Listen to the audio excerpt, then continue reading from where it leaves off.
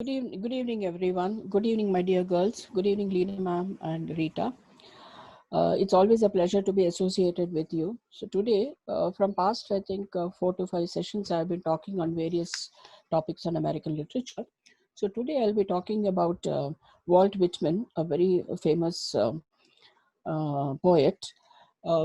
Before I actually talk about Walt Whitman, we should know a little bit of Emerson. Um, Emerson was the founding member of Transcendental movement in America.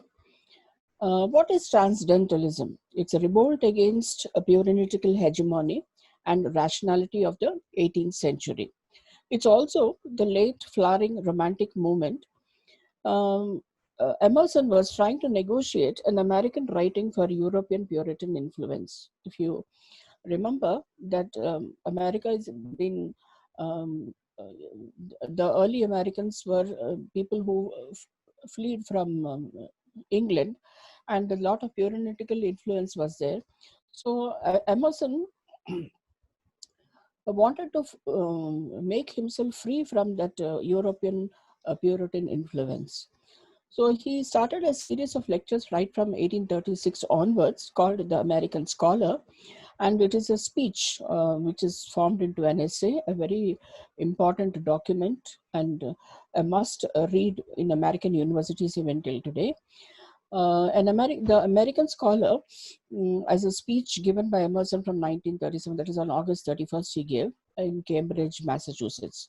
So Emerson was trying to create an identity of an American scholar. To create an identity means you should be erudite, an ideal person, and a man of action.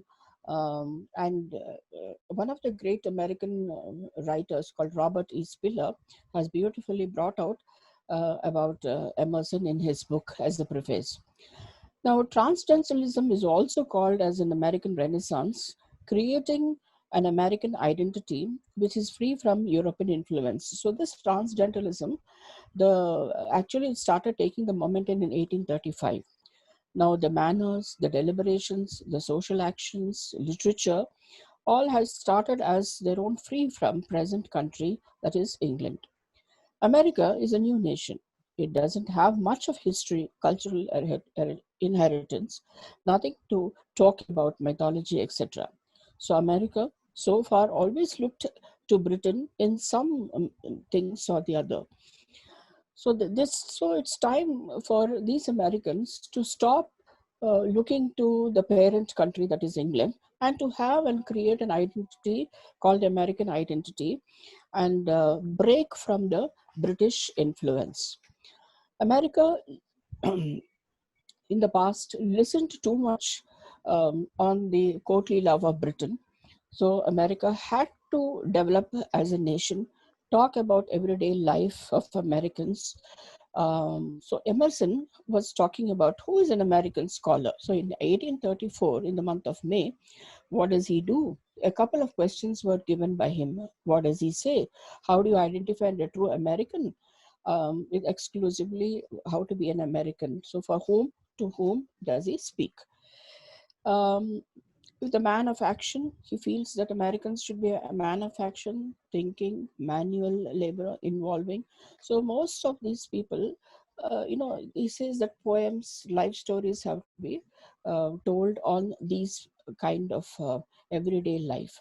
So 1834, 1836, 1837 continuously delivered the lectures called the American Scholar, and in his speech or in his lectures, he always talked about preoccupation of nature, preoccupation to relationship with nature, and the main preoccupation of the transcendentalist.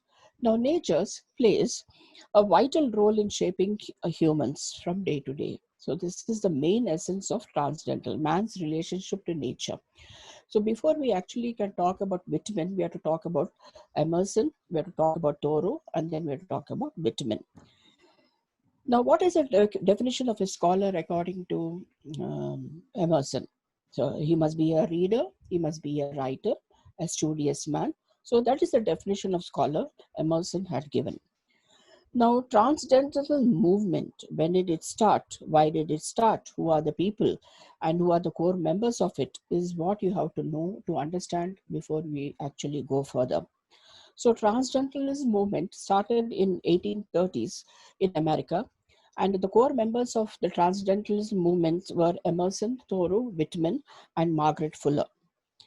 Okay, they main theme was to break away from the mother country, England, and to break away from the religious strictness, rigidness, and the rigidness of the Bible.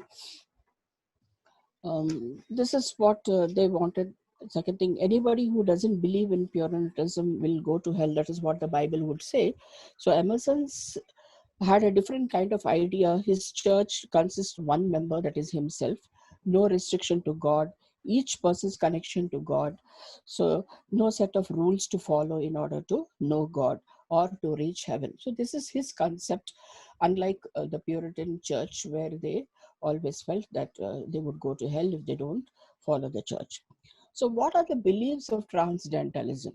Okay. 1 Now, minute, ma'am. They can't hear, I believe. Your volume, can you?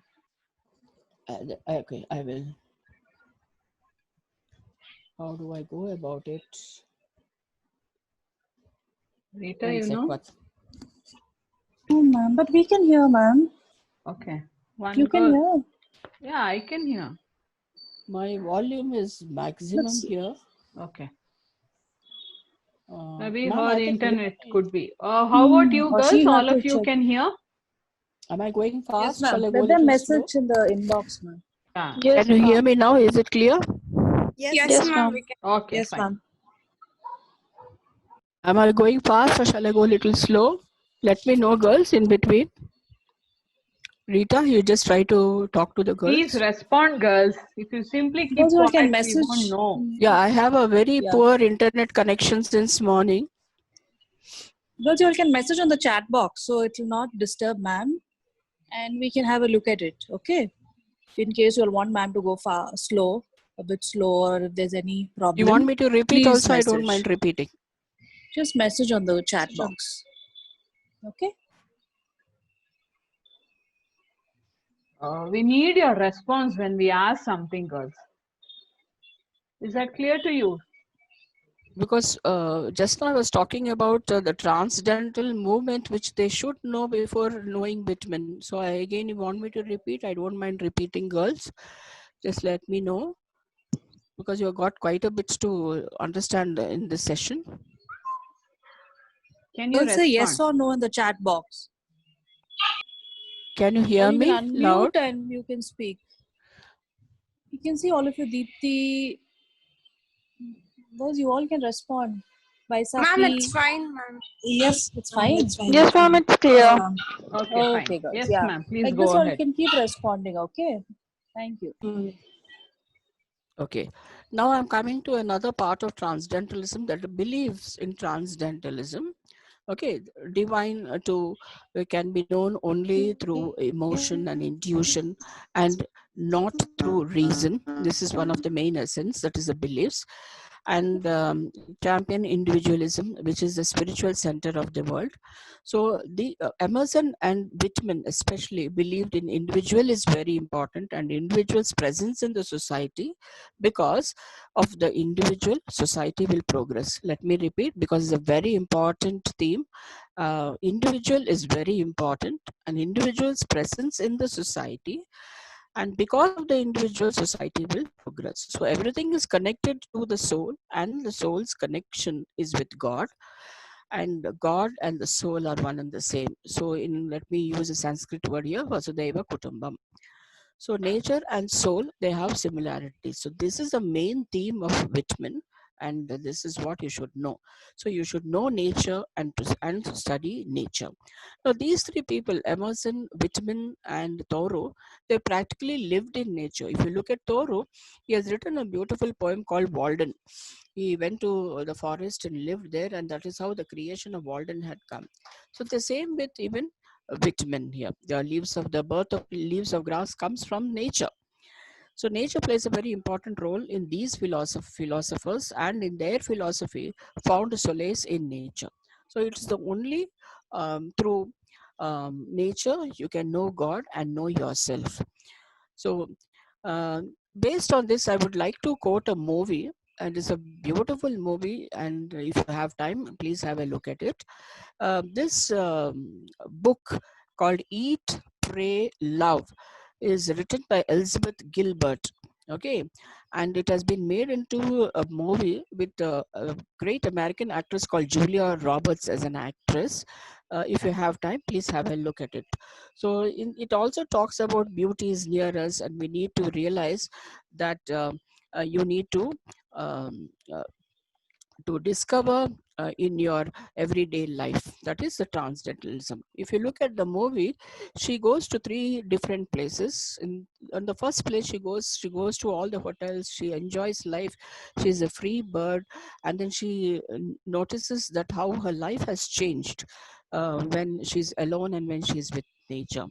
And then she goes into the religious aspect of it, visiting all holy places and doing meditation, then going into trance, and how this meditation has changed their lives.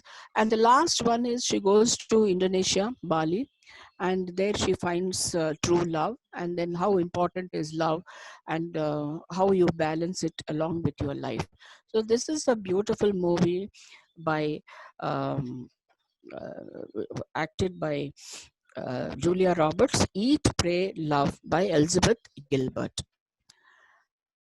Continuing further, how individual is very important and center in the world. The relationship is very important with the soul, with nature, and with God. This is very important again. So some of the writers who during the transcendentalism period or transcendentalism period is the first one who start off is Emerson. So Emerson is an American scholar, and then how he insists on two things: duty and influence, which are the main traits of transcendentalism. Then American scholars will make America while and it is a message to all the Americans to wake up from the slumber. Then the duty of American scholar is to free America from foreign influences. That is, especially he's talking indirectly about Britain. So this is what American scholar talks about Emerson. Then Whitman, or we can also talk about, he gives an example like how tidal waves are very important and how the waves are connected to the moon, follow the moon. And so does the people of America follow America, then awake America, and people will follow the scholar. So ideas of his work were very important here. Then comes Whitman, the father of the free verse. Free verse means how the poetry doesn't have any rhyming scheme, punctuation. It is how he has written freely. This is the first part of American poetry which has been written in the free verse. So he goes into the annals of American history. And his work, Leaves of Grass, is a brilliant and a spectacular work, especially on the poems I Celebrate Myself and What I Assume, You Shall Assume, and Every Atom Belongs to You also belongs to me. This is a concept which he talks about. So every person has a potential and nobody is greater than the other. So individual, again, is very, very important according to Whitman. And in most of Whitman's pieces, there is an influence of Emerson's writing, and Emerson also is influenced by William Blake and the romantic poets.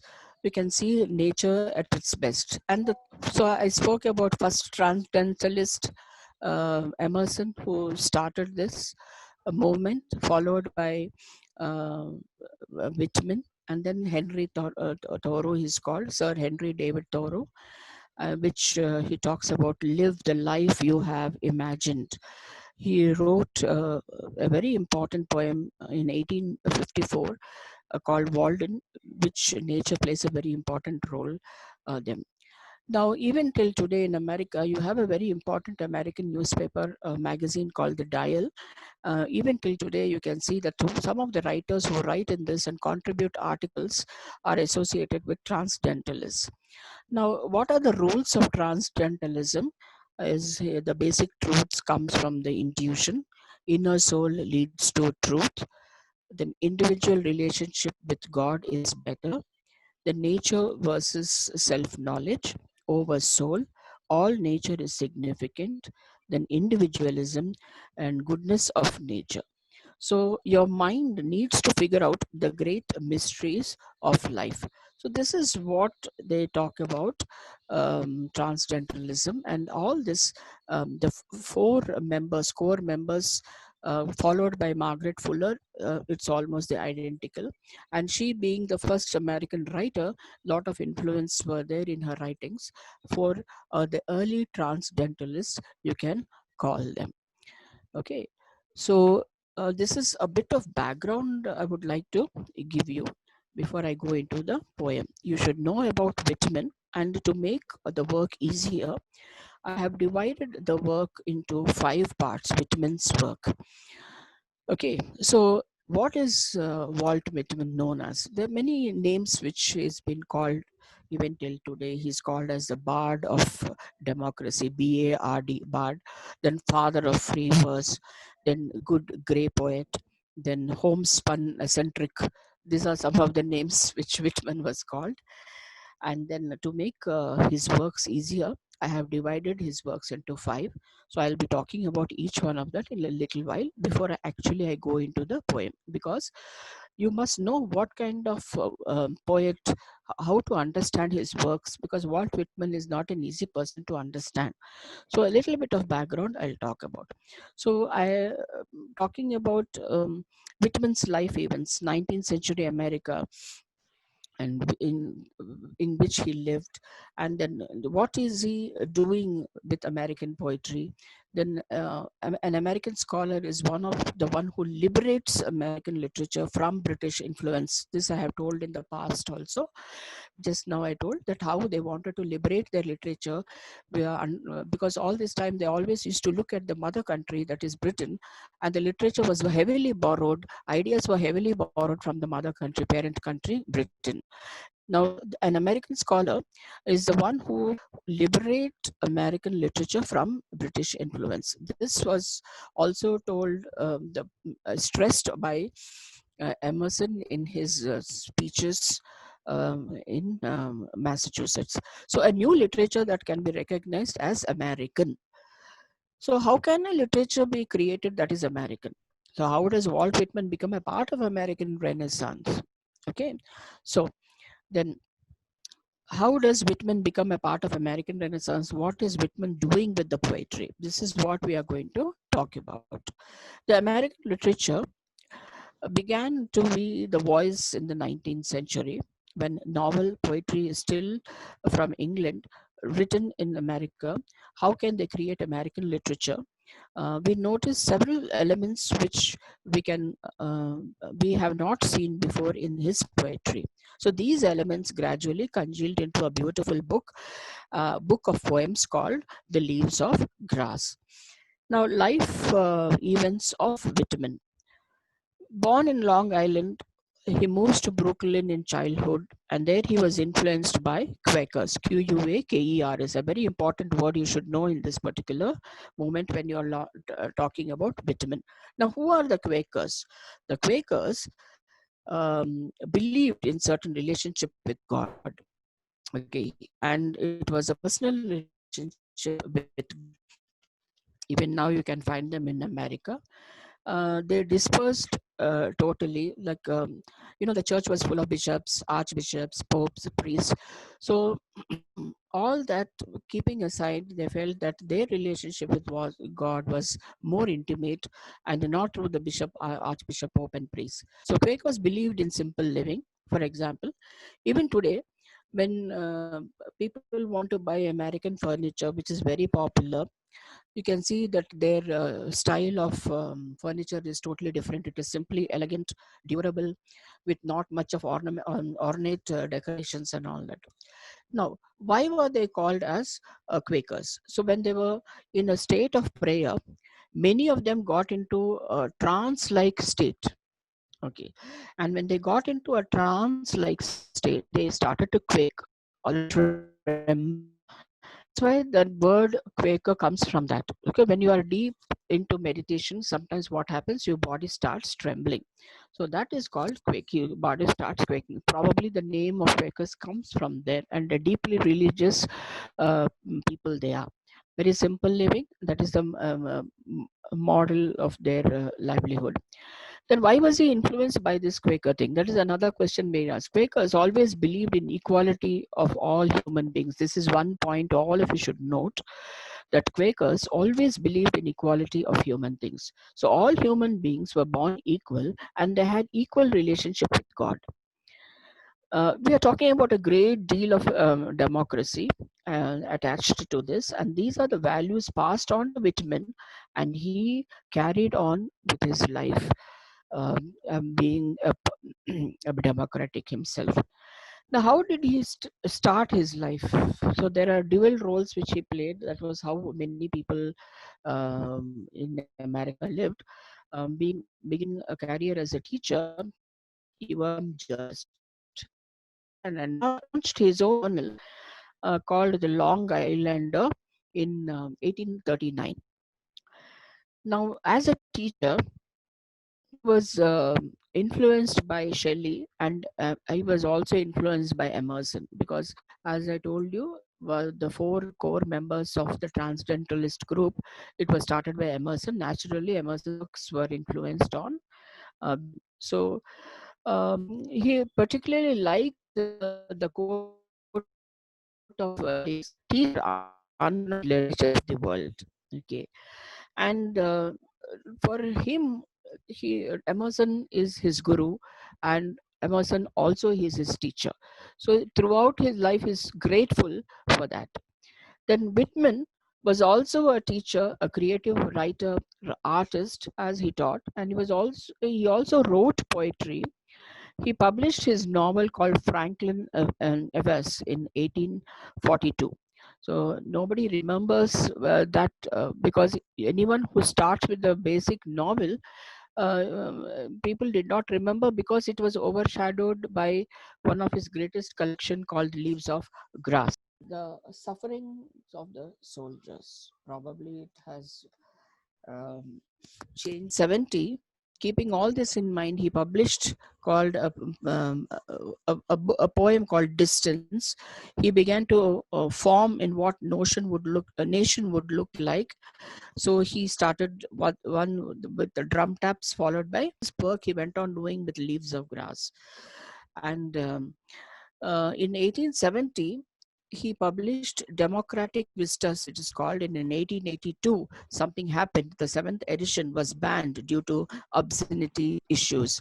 A very important point I'm noting down here. Leaves of Grass was well received, but something happened in 1882. Now, this happening also is related to his work as a nurse. Now, why was it obscene, and why was the 7th edition of Leaves of Grass was called as obscene? A very important point you have to note here is, because it was the first time that American was writing about human body, because he saw human body at close quarters. Being a male nurse, he tended the body, he lifted the body, then he the flesh meeting flesh, you can call it as that. So the kind of frankness which the puritanical American has not seen, because you remember Puritan age, during the time only there was a what do you call, so the Puritanicals did not agree with this kind of frankness and openness, talking about the naked human body. So that was what it was banned. Actually, he was celebrating the human body, the beauty of it, and the beauty of the nakedness. He says that no, you should admire your body and you should not feel ashamed of it. So here there is also a biblical allusion to it. Actually, he was celebrating the naked male and female body here. Okay. The Americans were deeply, deeply uncomfortable because of this puritanical upbringing, then nudist movement, modernist movement, which taught them to be extremely suspicious on nakedness, and which was added like go back to the Bible. So this was the kind of slogan which he has heard about it. So biblical allusions was that when Adam and Eve were in a state of innocent nakedness, and to be naked is to be closer proximity to God. This is what the answer Emerson had given. I'm sorry, Whitman had given.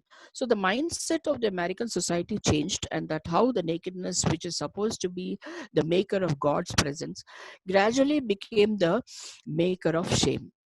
Okay, marker of shame. So the mindset of the American society changes, that how the nakedness, which is supposed to be the marker of God's presence, gradually becomes a marker of shame. So here, the society accuses Whitman for his obscenity and the kind of erotic poems which he read. But according to Whitman, here this is what he celebrates. That is what he celebrates: sexuality. He celebrates between men and women, and also sexuality between men as well. What are Whitman's key ideas of his poetry? This is something which all of you have to concentrate. Very important is, now in the 1891, that is the last of the editions, called the deathbed edition of his poems, celebrating America as an ideal democratic nation. And this is, he looked up to Abraham Lincoln, a very popular American president at that time, and unanimously Abraham Lincoln was elected, and he became a democratic leader. So democracy was upheld in America. And during that time, he has written a beautiful poem called A Song of Myself, which is an iconic poem of Whitman. And democracy during that time was primarily equality to men. Then women really need not come into the picture. Women always played a second role. They were always put into their place, that it is the duty of a woman to be in the kitchen and take care of the family, all such things. Then he spoke about democracy, which included all kinds of people. So what is Whitman's idea of adhesiveness? Adhesiveness, very close, intimate, emotional bonding between men. So the poems like What I Heard, The Close of the Day, We Two Boys Together, these are the poems which talks about the proximity of men here. Then another important concept of Whitman's poem is, this poem, what he had written, that is, I quote, um, when I heard the close of the day and boys together are clinging, it sounded more homocentric and homoerotic and homosexual. So this is the kind of poems he was writing at that particular time. So let us look at another section called the Calamus section of poems. We find enormously erotic poems. This calamus is referred to a plant. And when you look at the plant, it looked like a male organ, an upright male organ. And when people objected to this kind of wordings which he has given, and according to him, he says it is a masculine energy. That is what, according to him, he talks about the erotic energy or the sexual energy. Nothing to be ashamed of, and it is also connected to the vivacity of American society.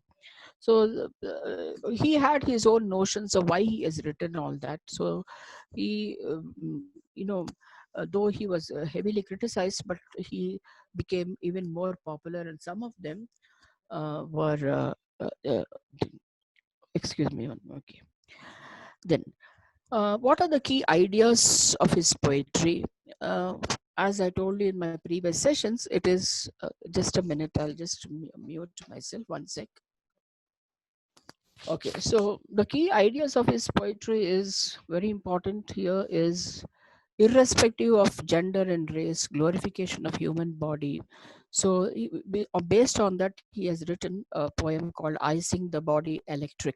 So human beings should take pride in their bodies, should celebrate their bodies instead of being ashamed of it. Now, another important key idea of his poetry was opposition to slavery. Okay, we can see the confluence of two things here. One is transcendentalism and one is realism. So transcendentalism is, as all of you know, it is a late flowering of romantic movement in America. You have all noticed that he has an intimate relationship with nature, and it can be seen in his poem, the mammoth work, Leaves of Grass. So then another thing is the realism. Very important term here. He talks about working class. He says that poetry should be something connected to the population, the people, and the working class, miners, sailors, crooks, vagabonds, because America is made out of wide section of people, and he talks about all of them in his poetry. So these poems were not written all at a stretch. It was written in various aspects of his lifetime. Now, so what are the technical features of his poetry? The most important thing you have to understand about Whitman is he is the first American, early American, to break away from the usual poetry norms of using the meter, rhyming scheme and all that, to come out with free verse, breaking from the strict metrical order that came from Europe. And he was inventing a new kind of poetry, a poetry which is free to express itself, not bound by meter and rhyme, and is a powerful innovation of Whitman. Even in 1860s we have this innovation. Okay, and you can find the influences of it in one of the great writers called Allen Ginsberg's poems. Then use of nature. How does Whitman uses nature in his poems? The unconventional way of writing style. Okay, his poems, if you read Whitman's poems, they're more like a conversational mode.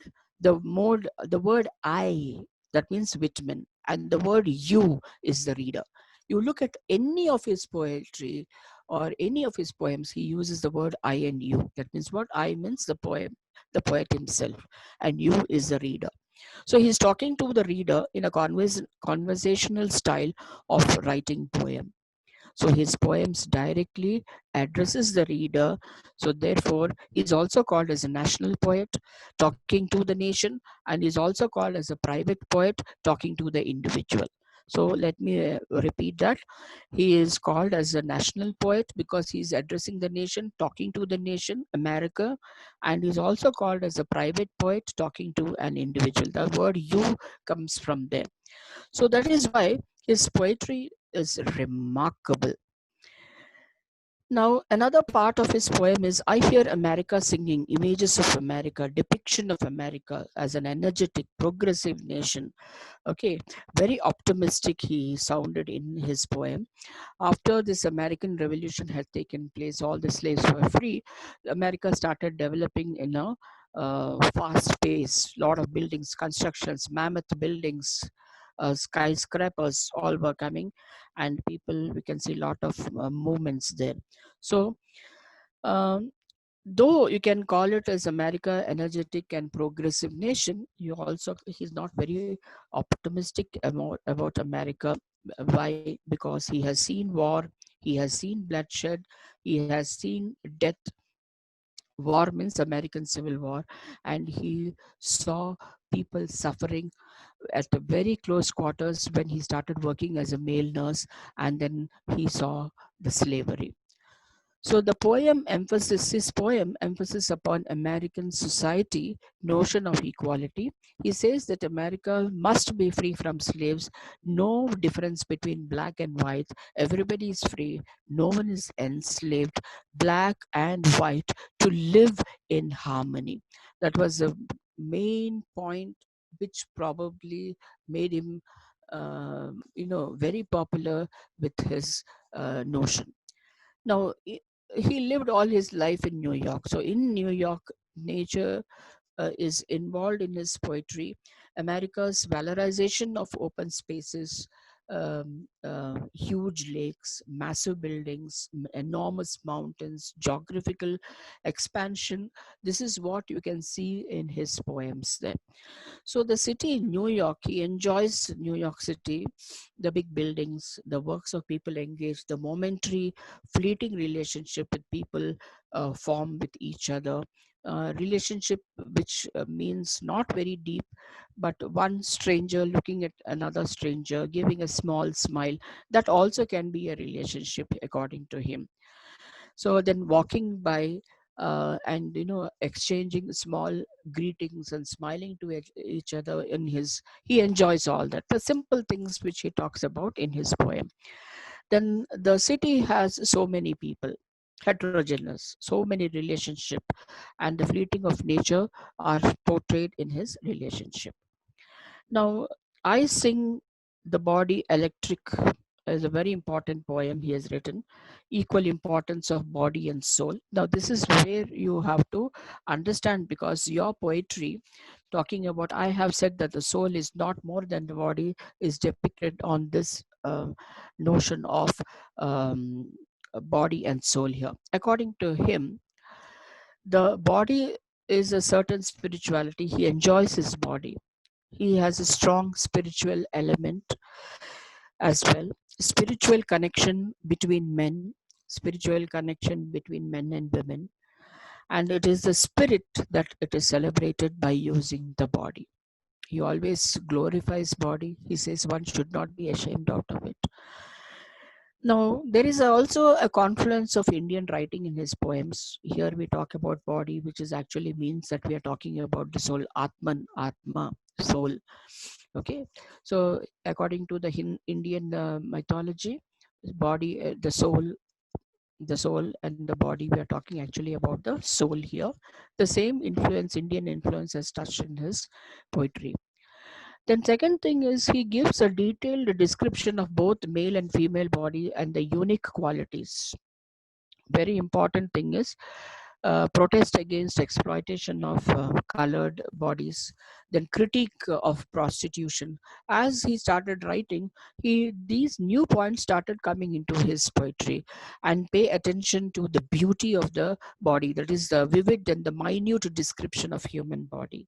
So human body is a part of nature, therefore they are interconnected. So if you are celebrating nature, you have to celebrate human body too. This is the main essence of his poem.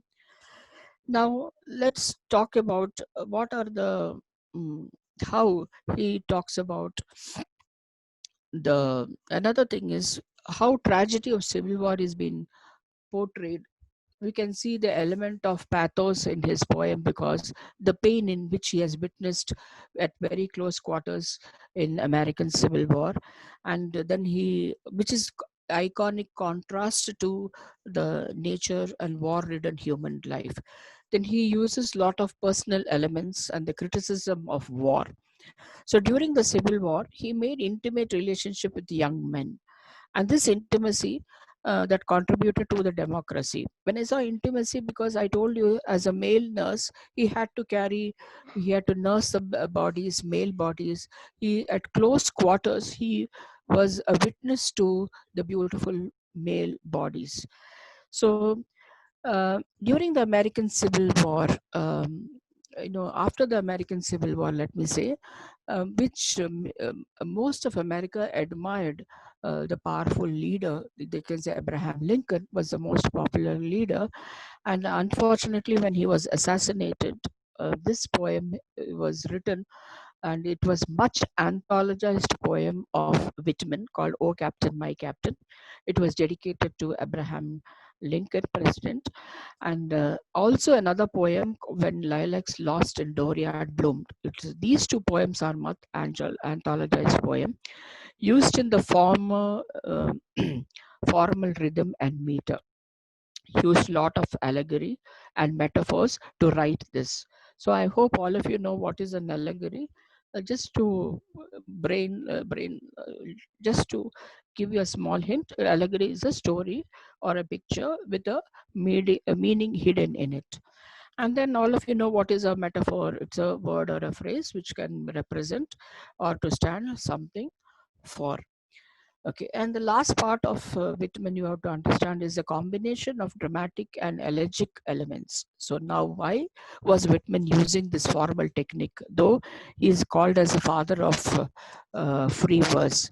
But this is the way of paying a formal tribute to this great man who has been dead and assassinated. This great man is Abraham Lincoln, president, who probably because of the American Civil War, the slaves were freed. So he wrote these two poems in a formal style using the rhyming scheme, using the metric scheme and all that. So that's why it is a formal tribute to a departed leader. So Whitman called America a ship, and Herman's it's also I can write an allusion here or talk about allusion. I don't know how many of you heard of Herman Willmann's Moby Dick. Okay, so this is the background of Whitman where you all have to understand. So can I proceed or shall I wait for 1 minute here? Girls, Melina ma'am, you just find out. Girls, is it clear? Yes, ma'am, clear. Everything fine? We'll go ahead. Yes, ma'am. Yes, ma'am.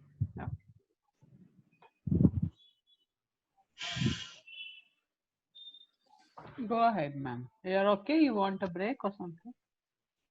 Ma'am? I had water, don't worry.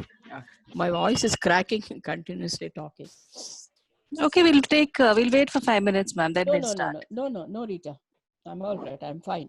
Yeah, my ma'am. voice is hoarse, that's all. Okay.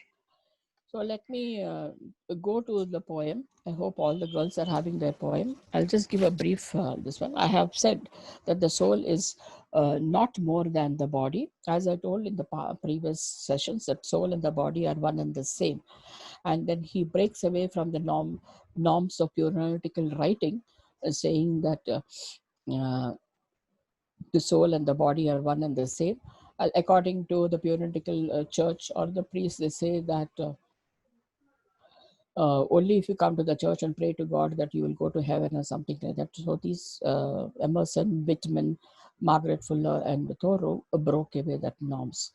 So I have said that the soul is not more than a body. Okay, so this particular session depicts the ubiquity that is found everywhere to God. The word have said, if you notice in the first line and the second line, I have said that the body is not more than the soul. Very important explanation here. The section commences with poet's acceptance that the body and the soul are equally important, and he sees them on par. That means what? Both are same in equal. There's nothing less or nothing more. He tells that the God cannot be greater than oneself. Okay, he clearly states that human mind must have sympathy. He must have sympathy for his fellow beings in the journey of earth. Look at that. And nothing that God is greater than oneself is. And whoever walks up along without sympathy walks into his own funeral dressed in shroud. That means what? A man should be very compassionate by nature. Okay, this compassion, he felt it, and in fact he says himself, many people call Whitman as a compassionate poet because this is what it reflects on his life. And more compassion was shown when he was working as a nurse, male nurse, and this he thanks God and for giving a blessing that this side of nature, that is, he is compassionate towards human beings. So he slowly talks about how one has to be very sympathetic towards their fellow human beings as your life journey starts from here. Then another one is, and I, look at the sentences here, and I'm reading the fifth sentence. And I or you, pocketless of a dime, may purchase the pick of the earth. Okay, and then to glance with an eye and show a bean in spot confounds the learning, learning of all times. Okay. Now, whether you have a dime is 10 cents. The human, he explains very clearly whether you're rich or whether you're poor, whether you're having a dime is 10 cents. Okay. Um, uh, the purchase and pick of the earth, pocketless means what? Probably at that particular time when the civil war has taken place, he talks about America, where people are going through that phase of life where there are no jobs, very difficult to earn, and the maximum salary they could get is only a dime. And with that dime, they go around purchasing whatever they want, whatever they could, roaming from one place to another like a free soul. Okay, he talks about American society depicts more on nature here. And he also talks about here, there is no trade or employment, but the young man following it may become a hero. Very important is there is no object so soft that it makes a hub of wheeled universe. Now he talks about there is no trade or employment here. That is the phase where America, after the Civil War, is trying to get back to normalcy. Jobs were not easy to find, but there's a lot of compassion around. People help each other. The presence of God, the omniscient, is found everywhere, and he does not want mankind to cross and examine the mystery of omnipresent. He gives his own example. For example, he always feels the presence of God in everything, in the tiny object, in the world, in people whom he come across. Then he wants to readers to accept that the fact that every time, every minute thing which God has created has God in them. This is what he talks about in this poem. Now, there is no object of soft. I'm reading line number 8 and 9. 8 1. There is no object or so soft that it makes a hub for wheeled universe. This is the time where industrial revolution started, you know, coming at a very fast pace to America. It started off in Britain, and there was a craze for industrial revolution, and people started getting jobs in small factories and other places where they could be employed here. As I say, man or woman, the soul, and let your soul stand cool, composed below before a million years. Now, there was a time where men did not get work. Women also had to contribute to the domestic work as well as they have to go out. So that is not actually unheard of, because America in this late 18th century, women were shown to their places that they belong to the four walls of the house. But since the man of the house who has to earn the bread was not able to work, and there is equality in men and women according to Whitman's writings, because strong writings influence of men and women are equal. So women excuse me, also started coming out.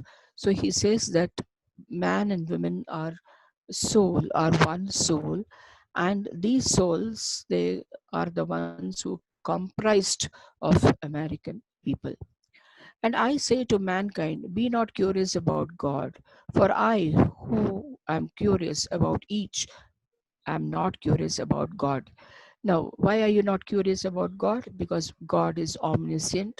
It is everything created by God in nature is made by Him. So you are more closer to God by touching whatever is um, made by Him.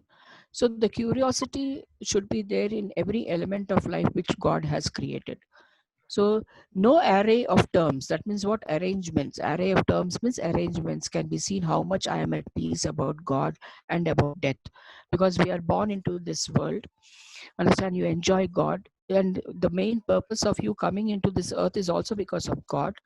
And after, when you die, also is because of God, because the person who have brought you to this earth also has to, is also responsible for taking you out of this world. So death and birth. So there is, this is, he talks about the life cycle of mankind. So people have to be born and people have to die. So God is responsible for that. Why should I wish to see God better than this day?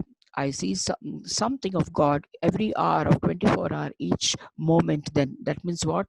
God is seen everywhere. God is omniscient. He has created all these so that naturally you can see uh, God in every moment. Okay, in the faces of men and women, I see God, and in my own face of glass. That means what? Glass is the reflection. So you can see the reflection of you. That means also through you, you can see God. God is there within you. I find letters from God dropped in the street and every one signed by God's name. It is not we are talking about literal letters which come from heaven. No, we are talking about everything that God has made. There is a purpose in his life, and whatever he has made, it is understood that it is he who made. So the name of God is seen in that. And I leave them where you are. I know wherever so I go, others will punctually come forever and ever.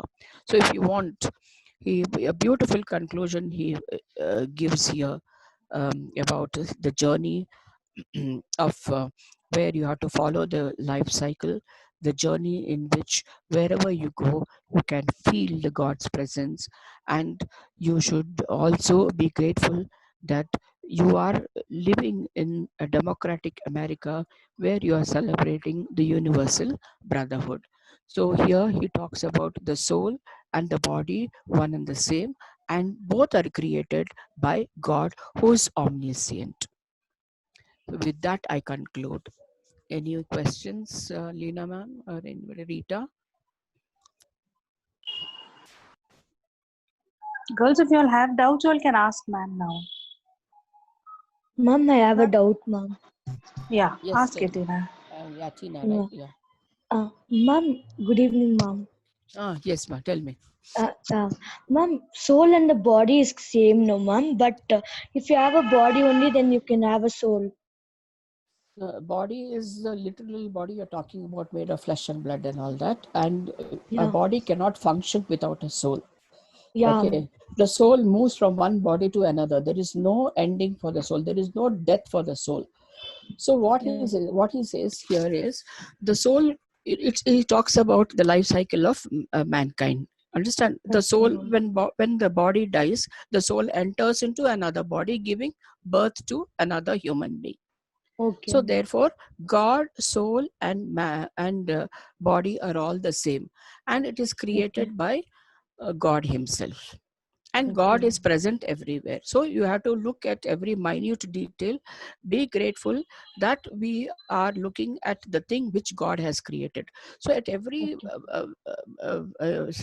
line of His, He makes us to remember that the wonderful creations made by God. Okay, ma'am. Thank you, ma'am. Welcome. Ma'am, Any other? ma'am, I have a Yeah. doubt. Yes, ma'am. Ma'am, that and to glance with an eye or show that line I can't understand. Which is that line? Which one is that? Um, A seventh number? line. Ma'am. Seventh one. There is no trade. There is and see, Not that one. you go back to the, always remember when you're reading that, go back to the previous line.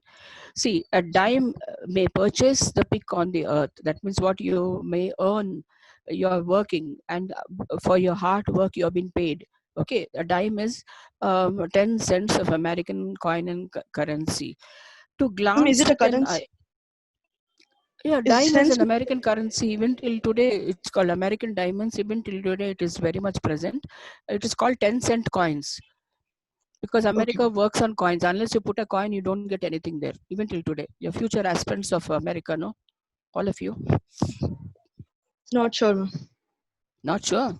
Okay, so a dime may purchase the pick of the earth, and to glance with an eye and show a bean in its pot. That means what? When you're looking at a coin, okay, when you're looking at a beautiful, the birth of the vegetable, the bean from its pot, confounds the learning of all times. That means what? He draws analogies here. He draws about how the minting of the coin is also a part of American democracy. I was just thinking. So, someone's question I'm answering. Can I start or shall I? So wait? Bhashani's ma'am. Yes, Yes, ma'am. ma'am. 7 of them have Yeah, yeah, come. yeah. Okay, Maybe they'll just come. no You problem. can I'll start, wait. ma'am, because No, she's I'll here. wait. I'll wait. Subhash. No problem. Okay.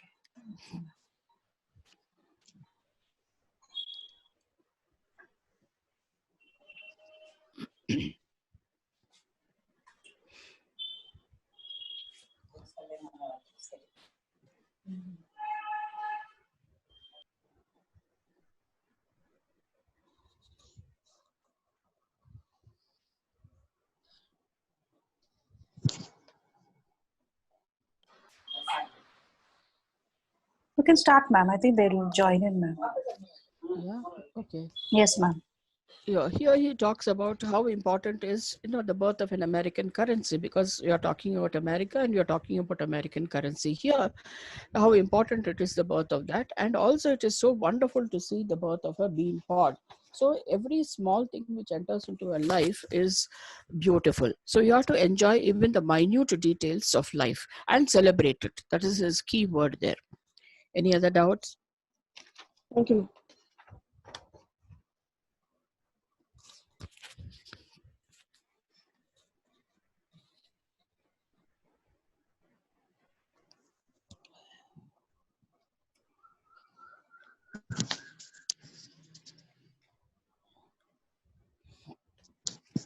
Any doubts, girls? Please ask. Actually, I particularly want to start with the opening line, because the opening line of these poems is very, very important. There is a biblical allusion here. I think very important here. I have said, see the word I have said, it is alliteration, continuously talking, and I you can find. If you have to read the poem not line by line, because there is a continuity of reading. See, for example, I have said that the soul is not more than the body, comma, and I have said that the body is not more than the soul. It's like the body and the soul are same. Very important. There's no difference between that. So he talks about how important are they connected with each other, and both the body is nothing but the soul. So without the soul, the body cannot flourish or thrive. So, and these two are made by God himself. So the presence of God is being felt, and you should celebrate the body. As I told you in my previous this one, that how important is a body to him. He has worked very close, connected with the body, and celebrating the body is very important for him.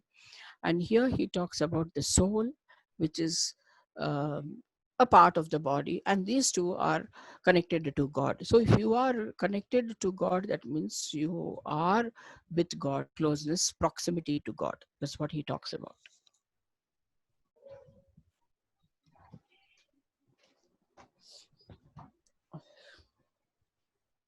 Girls, anything else? Any other doubt? We can end it up formally if you want, otherwise. Yeah. And any other doubts also, ma'am, I'm ready to just give me one day time. Monday we can, if you want, I can clarify their doubts, because Tuesday I'm going to college. Any other doubts they have, they can ask me and let me know tomorrow or day after with my previous sections.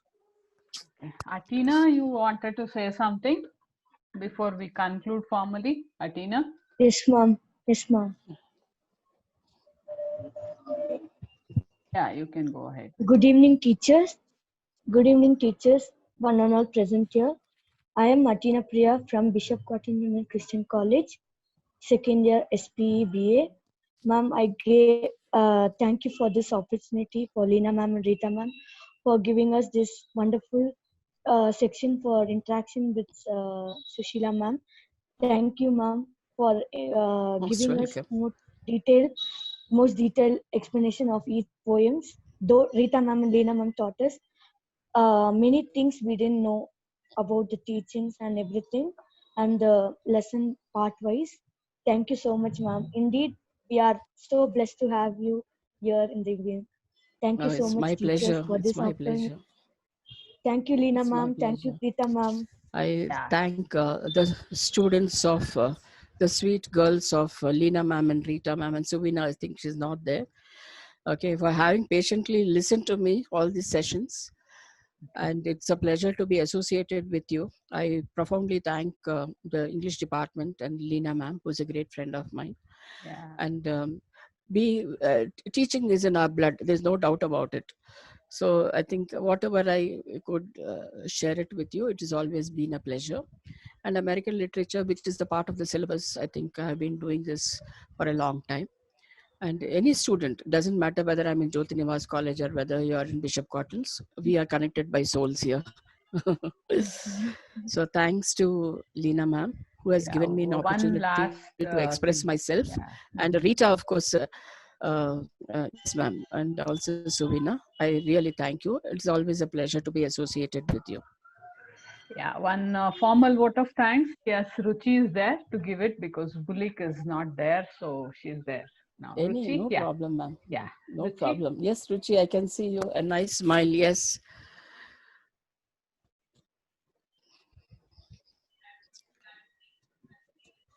Can't hear. Can't hear Ruchi. Let me increase my one. No, can't hear. No, audio is audio. It's not audible. Audio. Come closer to the mic, Ruchi. Come closer to the mic, dear. Unmuted here. Oh, the tech savvy. Rita, what are we getting into the digital world? Ruchi, you've unmuted, huh? Check. I can't hear. I'm sorry. Oh, we can't hear, removed ma'am. only, ma'am. Huh? It's on. Both the video and audio is on for her. Ma'am, But now why we it's can't hear? Yes, Yeah, now yeah, I now we can can see hear her now. clearly. Yeah. Athena also spoke well. Yes, now let me hear Ruchi. Yes, Ruchi. good evening, everyone. I would like to take this opportunity to spell a few words of thanks to Dr. Sushila B, Assistant Professor of Jyoti Nivas College, who has time and again taken a few hours from a busy schedule to share with us her knowledge and insight on literature. She has not just explained us to the things that were already penned down on the textbook, but instead took us a step ahead by explaining us the situation in those eras and why poets and writers wrote what they wrote. Each writing doesn't have a singular analysis, of it. It all depends on the perspective of the person reading them. In something she has taught us all through her teaching, she has enlightened us with her knowledge, and for that the entire Department of English. Bishop Cotton Women's Christian College is greatly thankful to her. Thank you, ma'am. Thank you so. Thank you so. It's so sweet of you. So Thank you so much, Ushila, ma'am. We could Rita, really see your you. Let them passion. all see me. Let them all see me. Let me wave at them. Can you all show your pretty faces to ma'am so that she'll come back to you again next year?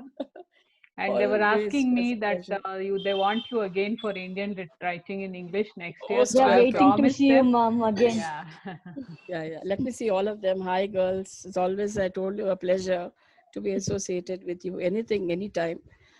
Just put a word to Lena ma'am and we'll connect. It's great to know you all. Understand? I think all the girls are there. Anyone who has missed out, I think I requested Lena ma'am to do the recording. It is recorded, so they Yes, ma'am, because Whitman is it. not an Yeah. easy person to understand. Emerson, Whitman, and okay. So thank you, Atina. Thank you, Ruchi, and thank you the rest of the girls, classmates. Hi, Always, girls. ma'am. Thank you, ma'am. Thank you so much. I think you When can I come, relax now. I'll come and see you personally when ma'am invites me to the college. Yeah, we have to have. Yeah. Thank you, ma'am. Thank you for Thank you giving so me an much, ma'am. opportunity. Thank you. Thank you so much. Welcome.